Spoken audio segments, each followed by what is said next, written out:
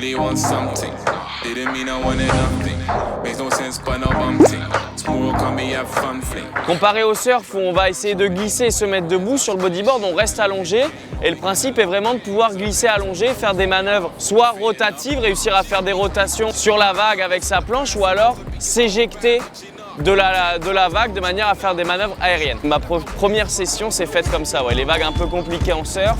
J'étais jeune, j'avais 8 ans et du coup c'était sûrement plus on va dire sécuritaire de me mettre en bodyboard et du coup mon oncle m'a fait tester le bodyboard et le lendemain j'ai voulu refaire du bodyboard et j'ai pas arrêté depuis ce jour-là.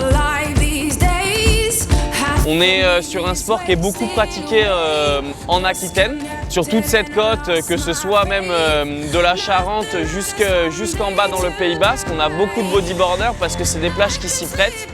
On a des vagues qui sont proches du bord, des shore breaks et souvent ça amène à faire du bodyboard. Ma routine, on va dire, d'entraînement, elle est assez simple. Ça va être d'essayer de surfer quasiment tous les jours. Hyper simple, hein. L'avant, l'arrière, les rails, côté de la planche, avec dessous le slip. C'est des planches qui sont taillées, shapées, comme on dit, de manière à avoir assez de vitesse et pouvoir avoir bien de l'inertie et de la vitesse dans la vague. Une fois parti dans la vague, on va planter les jambes et c'est les palmes qui vont nous permettre d'accrocher dans la vague. Dernier élément pour nous, parce qu'on est en France, il ne fait pas très chaud tout le temps, donc on essaye d'avoir des combinaisons.